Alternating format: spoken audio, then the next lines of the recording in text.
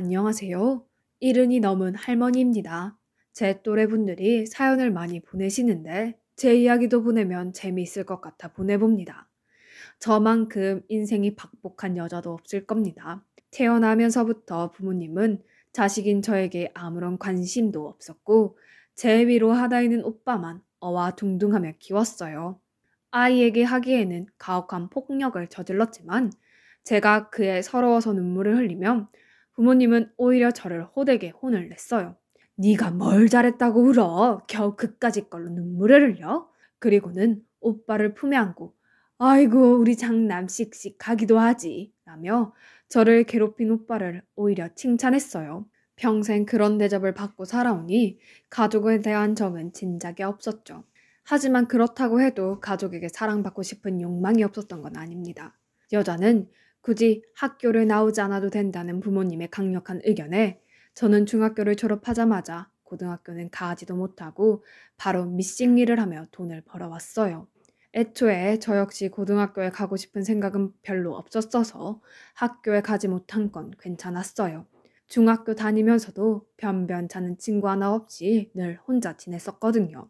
고등학교 가봤자 그런 외로움이 똑같이 이어질 테니 제게 학교는 그렇게 중요한 곳이 아니었습니다. 그리고 저는 제가 빠르게 돈을 벌어온다면 부모님도 우리 딸 대단하네 라는 말을 한마디 정도는 해주실 거라는 기대가 있었어요. 그렇게 집에서 홀대를 당하고도 정신을 못 차린 거죠.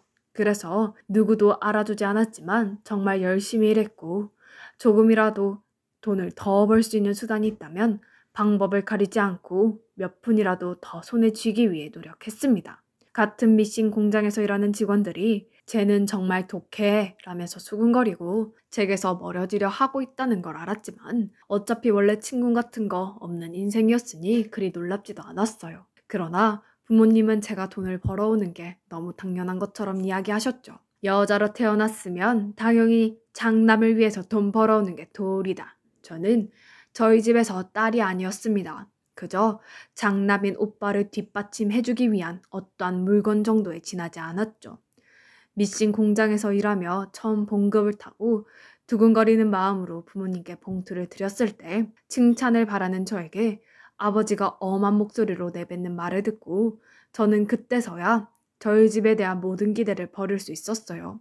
그 이후에는 정말 속이 빈 채로 껍데기만 남아있는 상태로 살아가는 것 같았죠. 부모님은 제가 평소보다 돈을 조금 가져오면 이번 달은 왜 이렇게 돈이 적어? 넌 집안을 생각도 안 하니? 그러다 제가 평소보다 돈을 더 많이 가져오면 칭찬 한마디는커녕 진작 이렇게 했어야지 라며 제가 이 정도 금액의 돈을 가져오는 게 너무나 당연하다는 식으로 굴었어요.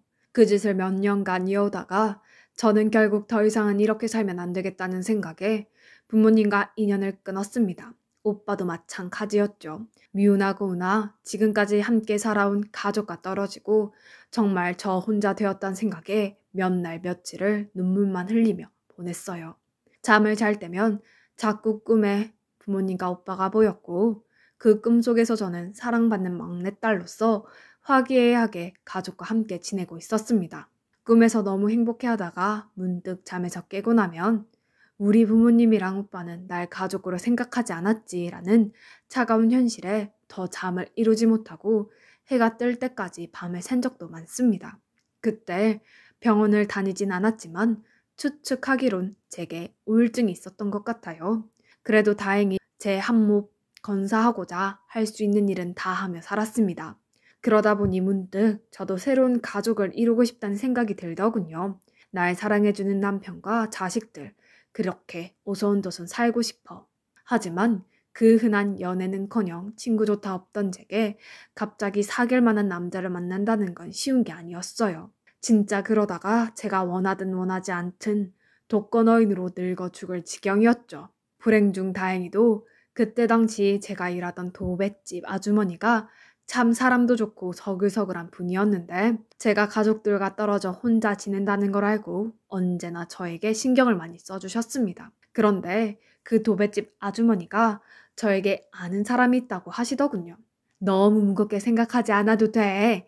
내가 우리 은결씨 정말 좋은 여자니까 남자도 하나 없이 사는 게 안타까워서 한번 만나보라고 소개시켜주는 거야. 도뱃집 아주머니가 선자리를 주선해준 덕분에 저는 26살의 나이에 처음으로 선자리라는 걸 나가보게 되었어요. 지금이야 여자들이 늦게 결혼하지만 그때 당시에 저는 노처녀나 다름없었죠. 그래서 선자리에 나가면서도 남자 쪽이 저를 마음에 들어하지 않을 거라고 생각했어요. 이미 노처녀인데다 변변찮은 가족도 없고 그렇다고 돈이 많거나 돈을 많이 벌지도 못하는 그런 여자를 그 누가 좋아하겠습니까? 게다가 선자리에서 만난 남자는 저랑은 완전 다른 사람이었어요. 돈 많고 부유한 부모님 밑에서 자라 살면서 한 번도 부족한 것 없이 자라온 그런 사람이었죠. 그래서 더더욱 이번 선자리를 인생에서 그냥 한번 좋은 경험한 거라고 생각하리라 마음 먹었습니다. 그런데 왠지 그 남자가 저를 굉장히 마음에 들어 하더군요. 자꾸 저한테 또 만나자고 하고 진지하게 교제해보자고 하고 은경씨 제 이상형입니다. 꼭 은경씨와 결혼을 전제로 만나고 싶어요. 지금 생각하면 그땐 제가 참 세상 물정 모르고 순진했던 것 같습니다. 누가 봐도 모든 게 완벽해 보이고 멀쩡한 사람이 오래 한 것도 아니고 겨우 한두 번 본 사람이 마음에 든다고 하고 결혼하고 싶다고 하는 것에 있어 다른 꿍꿍이가 있을지 모른다고 의심을 해봤어야 했는데 당시 저는 그저 그런 남자가 날 좋아한다고 이야기하는 것 그 하나에만 꽂혀 있었어요. 그리고 내 팔자에 이보다 더 좋은 남자를 만나지 못할 거라고 생각했기에 저희는 금방 연인으로서 교제하게 되었고 한참 연애하다가 아이가 생겨 예상보다 일찍 결혼까지 하게 되었죠. 결혼하면서도 이상했던 점이 하나 있긴 했어요.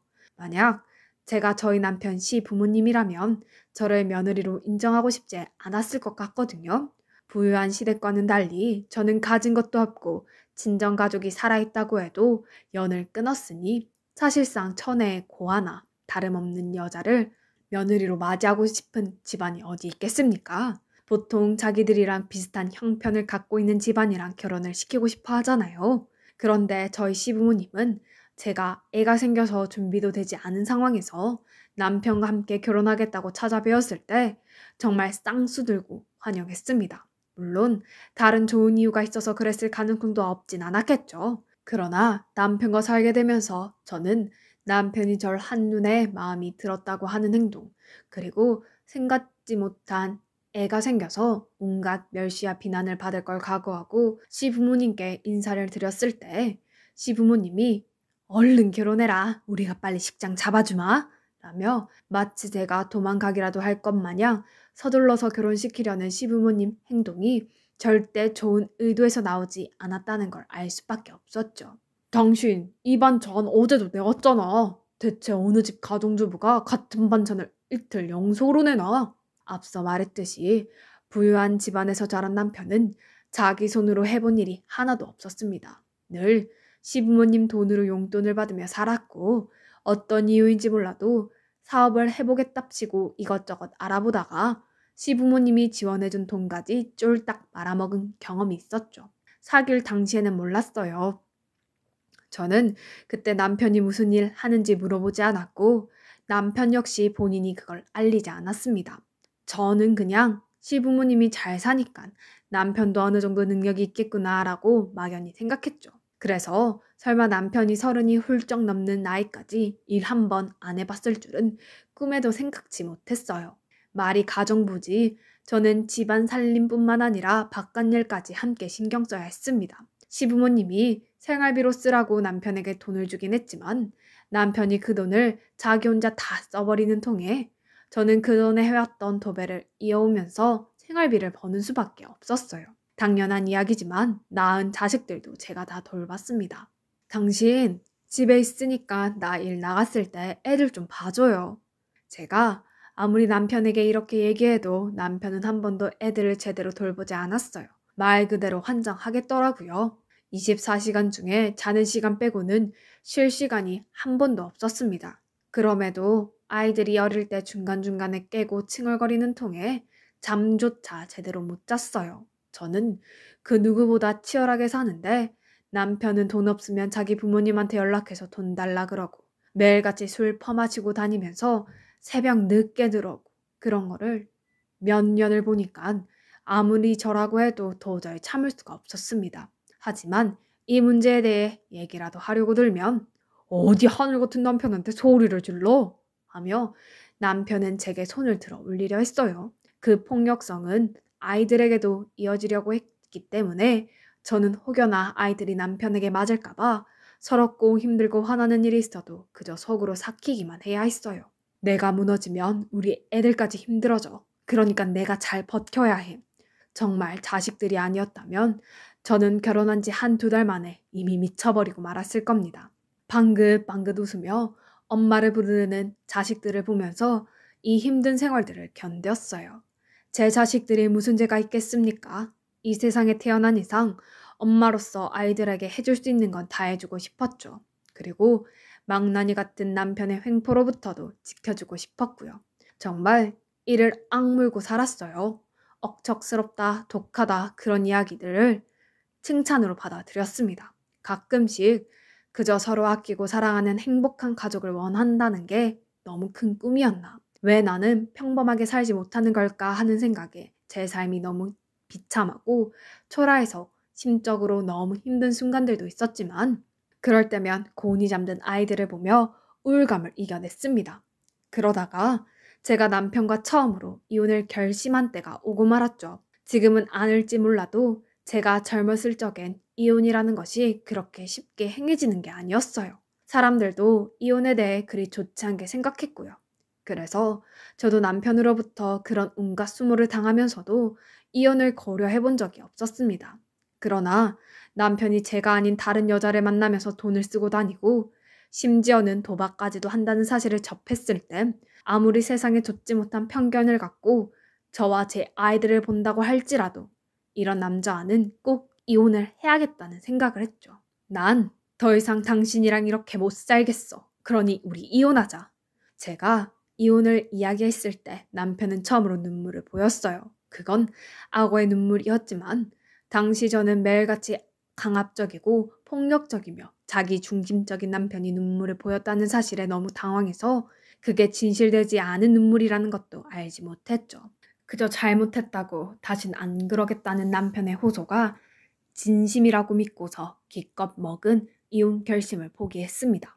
이유는 예상하셨겠지만 남편은 한두 달 바짝 정신을 차린 척 새 사람이 된 척했고 그 이후에는 다시 예전의 남편 모습 그대로 돌아가서 다시 집안일에는 하등 신경 쓰지도 않고 일을 하지도 않고 그 많은 시부모님 재산을 쏙쏙 빼먹으며 자기 좋을 것만 즐기는 한량으로 살았습니다. 저는 그럴 때면 그래 조금 더 지나면 정신 차릴 거야 라며 남편이 흘린 눈물에 신락 같은 희망을 걸고 남편이 진정으로 정신 차리기를 바랄 수밖에 없었습니다. 물론 당연히 그런 날은 없었고요. 제게 있는 새 자식들이 다 커서 결혼할 때까지도요. 자식들이 제 유일한 삶의 이유였습니다.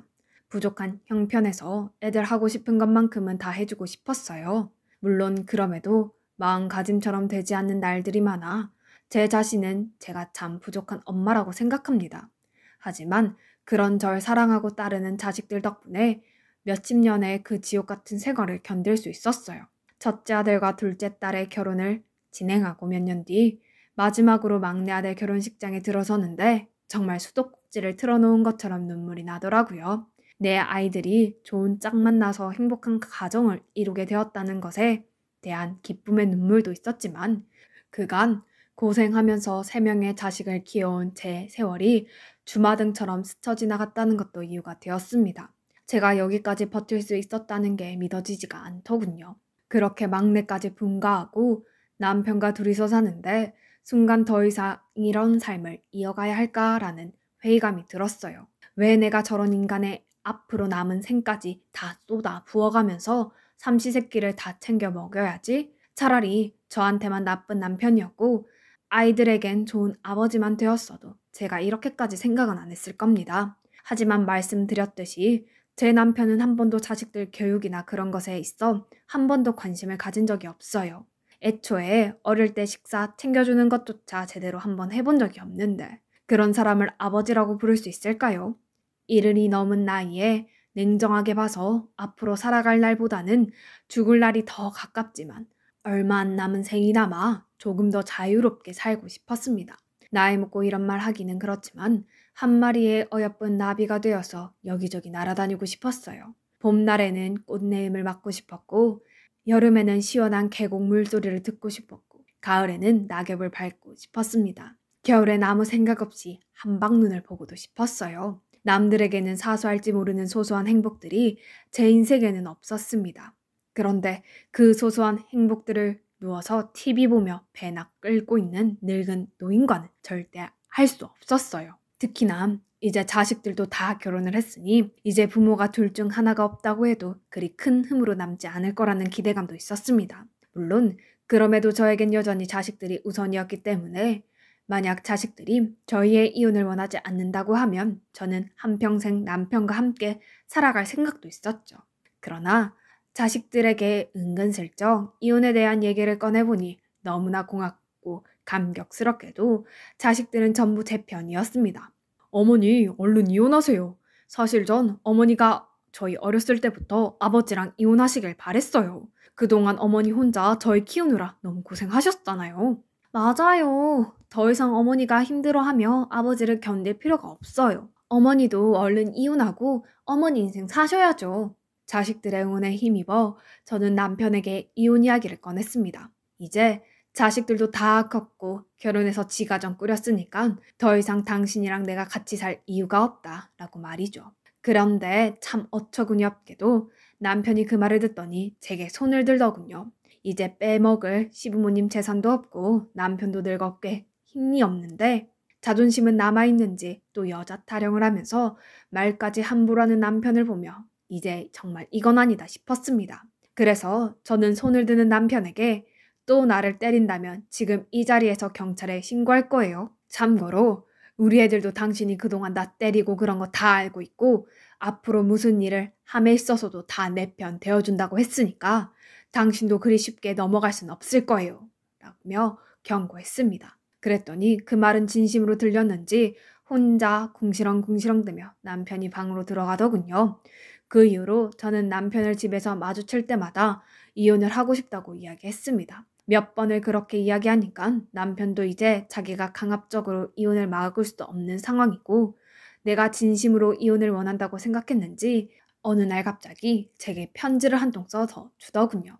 사랑하는 여보. 첫 줄부터 어처구니가 없었죠. 하지만 무슨 내용이 쓰여있나 궁금하긴 해서 읽어보니 가관도 그런 가관이 없더라고요. 아마 며칠 동안 남편은 이리저리 계산기를 두드려 봤을 겁니다. 이혼했을 때 자기가 얼마나 손해인지요. 그리고 이혼을 하지 않는 것보다 이혼했을 때 손해가 크니까 이런 식으로라도 제 마음을 돌려보려고 하는 것이 틀림없었어요. 그동안 내가 당신한테 너무 무심한 남편이었지. 미안해요. 사실 마음속으론 당신을 정말 사랑하고 아끼고 있는데 내가 워낙 무뚝뚝한 성정이라 그런지 당신에게 느끼고는 있는데 사랑을 제대로 표현하는 방법을 알지 못했어. 우리 애들이 이렇게까지 훌륭하게 커서 새로운 가족을 꾸릴 수 있었던 것에는 당신의 공이 너무 커. 그리고 당신이 이렇게 고생할 동안 내가 좋은 남편이 되어주지 못해서 미안해. 앞으로 남은 생이나마 당신 곁에서 훌륭한 동반자가 되고 싶어. 이런 날 한 번만 용서해준다면 절대로 후회하는 일 없도록 해줄게. 제가 젊었을 때면 이 편지를 읽고서 정말 남편이 반성했구나라는 생각에 감동했을 겁니다. 실제로 젊은 적에도 이혼하려 했을 때 남편이 눈물을 보이며 사과를 한 덕에 제가 이혼을 무르고 지금까지 살아왔던 거니까요. 그러나 저도 나이가 70이 넘었습니다. 사람에 대해 알 만큼 다 알고 특히나 오랜 기간 남편과 살아왔는데 남편이란 사람을 제가 모르겠습니까? 딱 봐도 지금 이혼하자고 하니 순간을 모면하기 위한 거짓된 편지였어요. 이제 이런 눈 가리고 아웅하는 식의 편지에 속아 넘어갈 정도로 제가 순진하지도 않았고 이미 남편에 대해 알 거 다 아는 이상 제 마음은 변하지 않았습니다. 저는 남편이 있는 방으로 들어가서 편지를 내팽개쳤어요. 그리고 그 앞에 침을 뱉었죠. 그런 사탕 발린 말에 속아 넘어가지 않으니까 이런 편지 쓸 시간에 이혼 서류나 작성해요. 저는 솔직히 그렇게까지 했으면 바로 이혼 서류를 작성하든 아님 화를 내든 둘 중 하나는 할 줄 알았는데 그런데 대체 무슨 생각인지 남편을 일주일 넘게 저를 쫓아다니며 자기가 미안하다고 정말 다신 안 그러겠다고 사정을 하더군요. 이미 이혼에 대해 확고한 결심을 갖춘 저로서는 왜 이 사람이 이렇게까지 하나 싶을 생각이 들 만큼이요. 제가 장 보고 들어오면 현관문 앞에서 무릎을 꿇고 앉은 채로 눈물을 뚝뚝 흘리고 있기도 했고, 그때 지어줬던 것과 같은 편지를 정말 매일 한 톤씩 써서 제게 주는데, 제가 만약 조금은 젊었더라면 저런 행동에 이 사람이 정말 이번엔 정신 차렸나 보다 하고 한 번 더 믿어줄 수도 있을 법했습니다. 계속 이런 남편의 행동을 보다가는 정말 이대로 아무것도 못하고 어영부영 결혼 생활을 계속할 것 같아서 저는 결국 제가 먼저 이혼 서류를 작성한 뒤 남편에게 그 서류를 보여줬습니다. 당신 계속해서 이런 수작 부릴 시간에 빨리 이혼 서류 작성해서 달라니까요. 나 이제 더 이상 당신이랑 살 생각 없고 애들 도움받아서 내 인생 살아갈 거예요. 이미 나는 젊은 시절에 당신한테 기회를 한 번 줬는데 그걸 차버린 건 당신이에요. 남편은 저를 바보로 하는 게 틀림없습니다. 젊은 시절 제가 한번 넘어가줬다고 해서 그 방법이 또 먹힐 줄 알고 이러는 것 같았는데, 정말 그 어떤 상황이 생겨도 흔들리지 않을 자신이 있던 저는 그 어느 때보다도 차가운 눈으로 남편을 바라보았습니다. 그랬더니 남편도 이제 이런 방법이 더 먹히지 않는다는 걸 알았는지 방금 전까지 글썽이던 눈물은 어디 가고 표독스러운 얼굴로 변해서는 이 방울망구가 라고 소리를 지르며 때리더군요. 혹시나 몰라서 핸드폰을 챙겨 남편이 있던 방에 들어왔던 저는 바로 112를 불러 경찰에 신고하고 자식들에게도 연락을 돌렸습니다. 남편은 설마 제가 경찰에 자식들까지 다 부를 줄은 몰랐는지 어버버 하면서 어떻게든 저를 말리려 했지만 이미 연락이 들어간 상황이었기에 얼마 지나지 않아 새 자식과 경찰들이 저희 집에 몰려왔죠. 자식들은 절 대신해서 경찰들에게 그동안 제가 남편에게 당해온 것을 이야기했고, 저는 경찰들의 보호 아래서 큰 아들 집으로 갈 수 있었습니다. 지금도 현재 큰 아들 집에서 묵고 있는데 너무 다행스럽게도 며느리가 제가 있는 걸 아무렇지 않아 하고 오히려 제가 그동안 남편에게 당한 것들을 듣더니 원하시는 만큼 여기 있어도 된다며 편의를 많이 봐줘서 조금 마음 편히 지내고 있는 상황이에요. 며느리에게 이런 못난 모습을 보여주는 것 자체가 창피했지만 뭐 어쩌겠습니까. 이미 엎어진 물인데 체면이고 뭐고 남편과 이혼이 먼저였거든요.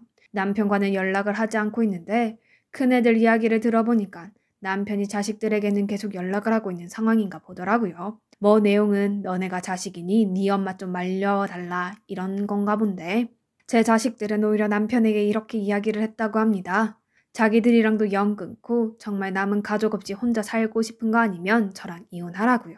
정말 생각해보면 제가 부모복, 형제복, 그리고 남편복은 없어도 그만큼 자식복은 두둑히 있는 모양입니다.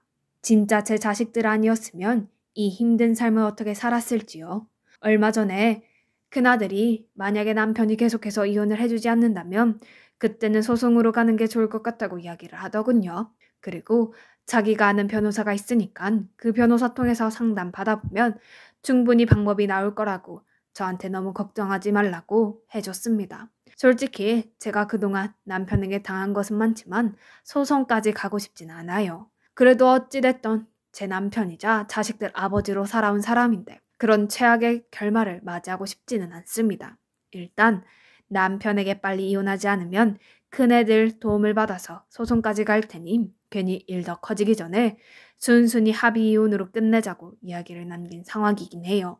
바로 빨리 모든 것들이 정리되어서 저도 이런 삶은 정산하고 앞으로 남은 생은 조금 편하게 살고 싶습니다.